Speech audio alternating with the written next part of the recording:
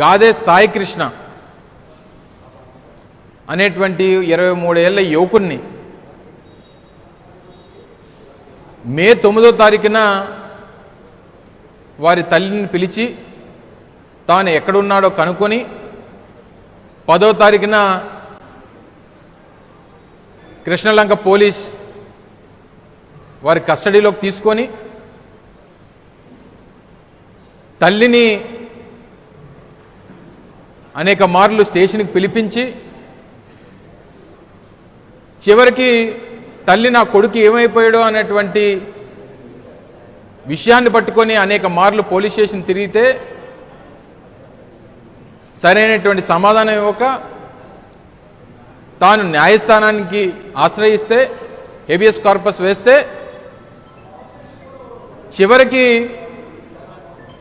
ఈ మధ్య గడిచినటువంటి 2-3 రోజుల్లో ఏం తేలిందంటే ఆ యువకుడిని చంపి కాల్చేసి బూడిద కూడా దొరకకుండా చేసేసినటువంటి ఘటనని ఈరోజు రాష్ట్రంలో చూస్తూ ఉన్నాం. బహుశా నాకు తెలిసి భారతదేశ చరిత్రలో ఏ రాష్ట్రంలో కూడా ఇటువంటి సంఘటన ఎక్కడ కూడా ఏ రాష్ట్రం కూడా చూసుండదు.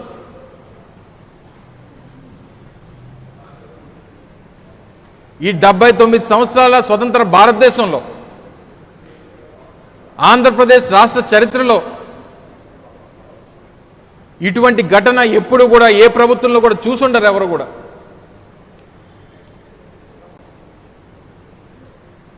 ఈ పరిస్థితుల్లో ఈరోజు రాష్ట్రం ఉంది అని అనడానికి వినడానికి రాష్ట్ర ప్రజలు సిగ్గుపడతా ఉన్నారు. ఇటువంటి ప్రభుత్వాన్ని అధికారంలో తీసుకొచ్చినందుకు, ఇంత చేతకాని ప్రభుత్వాన్ని అధికారంలో కూర్చోబెట్టినందుకు, మొదట్లోనే వారు అధికారంలోకి వచ్చినటువంటి కొత్తలోనే అనుకున్నాం, ఏ రోజైతే ముఖ్యమంత్రి కొడుకు రోడ్ల మీదకి వచ్చి ఈ రాష్ట్రంలో ఇంకా అంబేద్కర్ గారి రాజ్యాంగం నడవదు, కేవలం రెడ్ బుక్ రాజ్యాంగం మాత్రమే నడుస్తుంది, దానికి రాష్ట్ర ప్రజలందరూ కూడా సిద్ధపడి ఉండాల్సిందే అని చెప్పి ఏ రోజైతే ముఖ్యమంత్రి కొడుకు చెప్పాడో ఆ రోజు నుంచి ఈ రాష్ట్రంలో లా అండ్ ఆర్డర్ అనేటువంటిది పూర్తిగా దిగజారిపోయింది అనేటువంటి దానికి నిన్న జరిగినటువంటి ఘటన ఒక ఉదాహరణ అనేటువంటి విషయాన్ని తెలియజేస్తా ఉన్నా. నిన్న ముఖ్యమంత్రి, ఉప ముఖ్యమంత్రి, ప్రభుత్వ పెద్దలందరూ కూడా కూర్చొని దీని మీద ముఖ్యమంత్రి గారు ఏమా సీరియస్గా ఉన్నారనేటువంటి ఒక కలరింగ్ ఇచ్చి మొదట్లో సీఐని విఆర్ అన్నారు, నిన్న సస్పెండ్ అన్నారు, ఈరోజు తెల్లవారు చూస్తే ఆ కృష్ణలంక సీఏ మీద మర్డర్ కేసు పెట్టారు.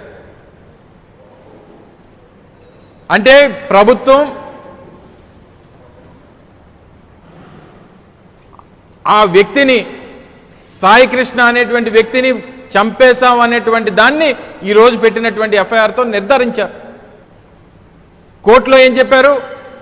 29వ తారీఖు కల్లా కోర్టు ఆ వ్యక్తిని హాజరుపరచమంటే దాని మీద ఎంక్వైరీ చేస్తున్నామని చెప్పి కొన్ని రోజులేమో ఆ కుర్రవాడిని తీసుకొని వచ్చాం, ఎంక్వైరీ చేశాం, విడిచిపెట్టేశామని చెప్పి కొన్ని రోజులు.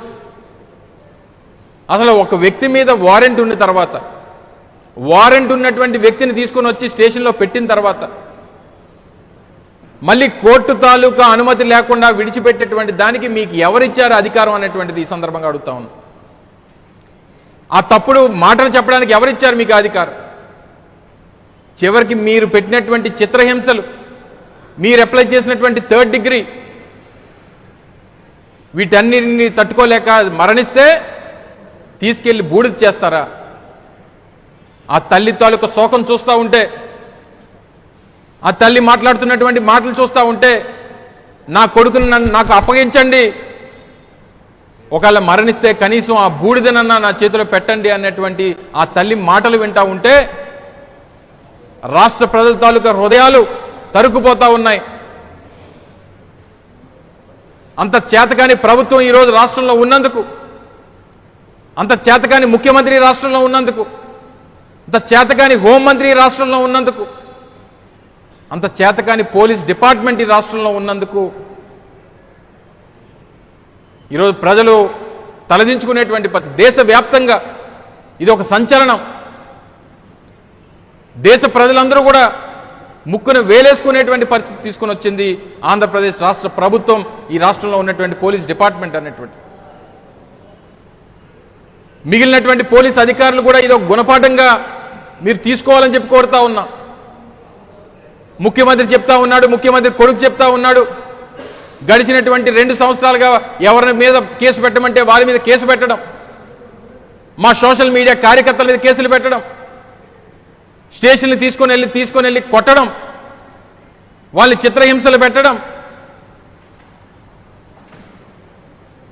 మీరు లా అండ్ ఆర్డర్ని కాదు, చంద్రబాబు నాయుడు గారి కొడుకు చెప్పినటువంటి ఆర్డర్ను మాత్రమే మీరు పాటిస్తూ ఉన్నారు. వారు ఏం ఆదేశాలు ఇస్తే ఆ పనులు చేస్తూ ఉన్నారు. మీరు కూడా సినిమా పోలీసుల్లా తయారైపోయారు. మీరు చేస్తున్నటువంటి ఈ అన్యాయాలకి, ఈ హత్యలకి ప్రధాన ముద్దాయి రాష్ట్ర ముఖ్యమంత్రి చంద్రబాబు నాయుడు అనేటువంటి విషయాన్ని తెలియజేస్తా ఉన్నా.